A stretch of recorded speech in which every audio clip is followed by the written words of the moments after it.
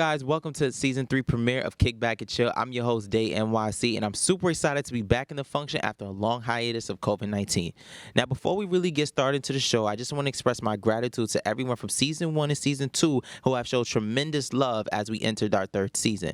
You know, I just want to thank everyone to my production team, to the viewers, to the fans, everybody who have made this show possible. I remember starting out at 19 at an audition. Look at me now in my 3rd season with my team, and we're still doing big and better things. So I appreciate you guys, and I thank you for allowing this to be one of the best shows on television. So enough said. I'm excited. I'm ready to bring out my first guest. So let's get this wrapped up and rolling. She's an artist from Florida who has a love for music since she was 3 years old, y'all. Yes, and she's been killing it ever since she came out with her hit single, Easy. Show some love for Aniye-music. Aniye, what's going on?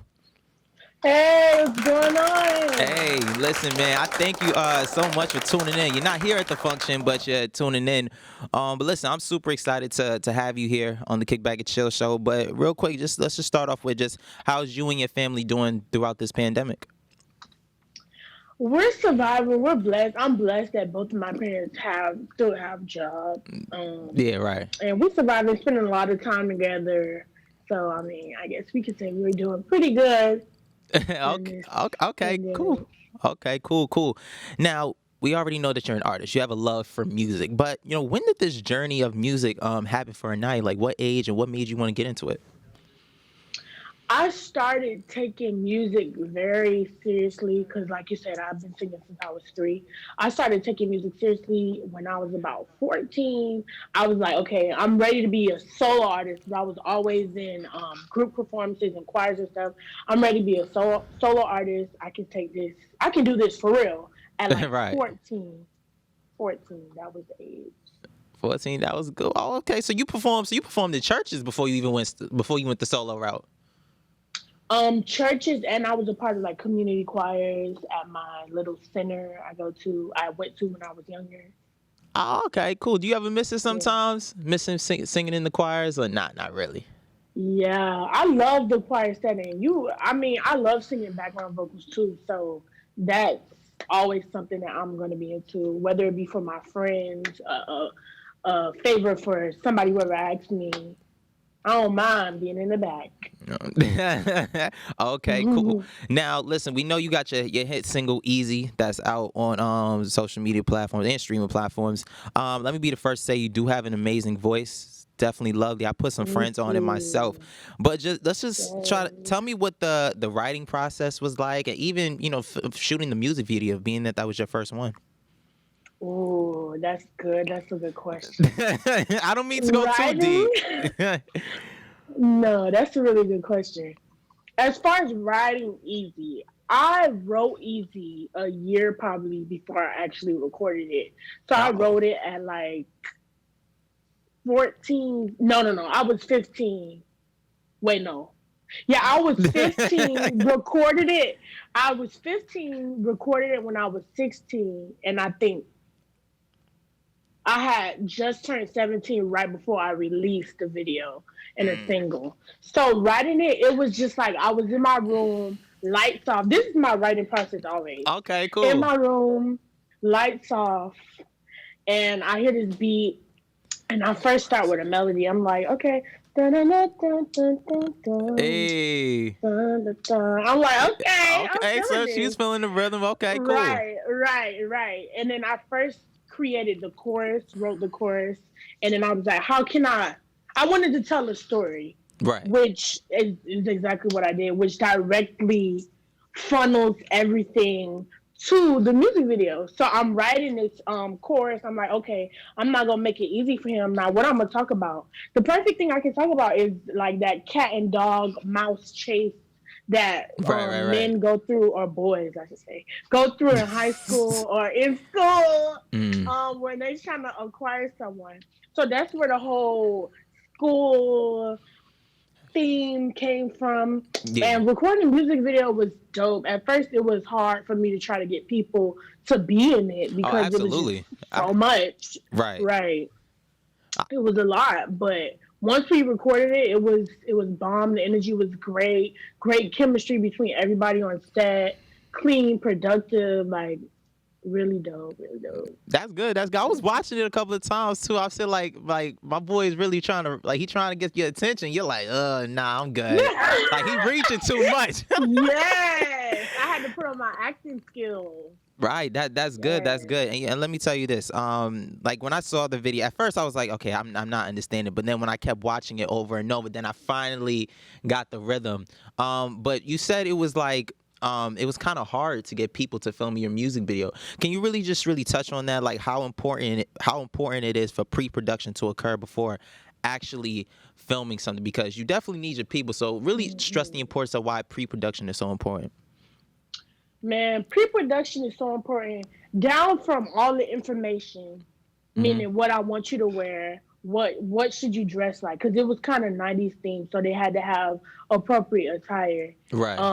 What time to be there, all the way down to organizing who, like, what are we gonna eat? Because I got to take care of my people, and so anybody who was going to be on set was going to be good regardless. Non-disclosure agreements, the waivers, is so Oh, much yeah. that goes into pre-production that people do Right. not understand, and that needs to happen before you actually record a video or record any kind of production you put it on. So I would say pre-production is super important. Make sure you have the right people on your team to proofread things, to make sure everybody good, to make sure there's food, to make sure everybody's not hot, everybody has what they need, Hmm. makeup, stylists, videographers, angles, lights, all that, props. Like, it's so much I that I goes agree. This is into it. that's how it is for Kickback Show. Although we're in our third season, Yeah. we understand the pressure. Even with my team, like my team does an amazing job behind the scenes,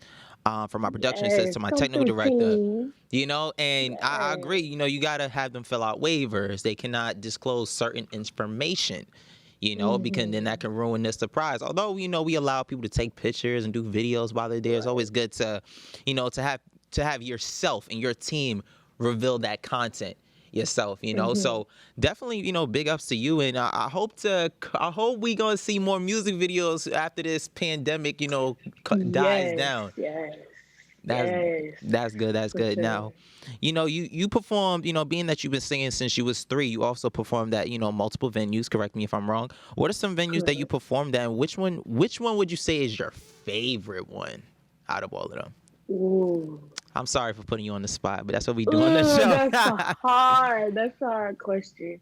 I've performed at a lot of auditoriums down here in Caleb Center, Miami Hmm. Dade Auditorium, the Art Center, which is like a big thing down here, the Art Center. Okay. Um, but I would say my favorite venue I've performed at has to be the Olympia Theater. Oh, Um, I've been to that one. yeah, they host a jazz series in their lounge. I Hmm. think that's what it's called, lobby. It's called Jazz in the Lounge, Hmm. something like that. It's a series in the lounge, and I mean the ambiance is so dope. It's such a personal experience with the guests who Hmm. are actually attending. I can walk through the crowd. It's very interactive. The lighting, the sound, it's just real cute, real nice, real warm. You Hmm. feel me? Right. So, so I would say that's one of my favorite venues I've performed at down here. Oh, that's good. That's good. Now I will say, as an artist, you may go through, trials and tribulations of trying to figure out, your sound, or may try to do features or things of that nature. What are some challenges you feel like you had to encounter as, as an upcoming artist out there in Florida? Some challenges. I had to realize that I have to be my dope, authentic self, and that has to be enough. I Right. can't beg for people's support. I have to be my number one supporter. If I'm not pushing my content, making people want to listen to it just because of the interesting person I am, or just because of the kind of person I am, or how I carry myself, then that's the problem. So I think one big lesson that I've learned is that you are your biggest promoter, you are your biggest believer, you are your biggest Absolutely. supporter. And I'm blessed enough to have a support system. My family supports me 1,000% when it comes to That's great. anything in the art. So that's wonderful. But I would say definitely don't get discouraged. Just remember that you're your biggest supporter. You got to promote your stuff like it's Beyonce's. Okay. Yeah. Listen, I agree with you 100% because I remember when we first started Kickback Chill, before we even got approved for a season, like we didn't really get much support, from our friends and family. But after a while, as Mm, as the seasons went on, people saw, the vision. They saw what we were capable mm-hmm. of doing. So it's kind of like, oh, okay, now we should support them, And then there's certain Right. people you need to also watch out for because there's people that want to support you once they see you doing it big, when they should be able to see Mm, you from when you started from the ground bottom and you made yourself all the way to the top. So right. that I definitely agree. That's always good to know that your family supports you 100,000%. And I encourage you to keep going. Like I said, you have an amazing voice, and it's only up from here, So let's keep it pushing, man. But guys, listen, we're gonna take a quick break, but when we come back, we have more with Aniye, who's gonna still be rocking with us throughout the rest of the show. So don't go nowhere. This is the Kickback and Chill Season 3 premiere.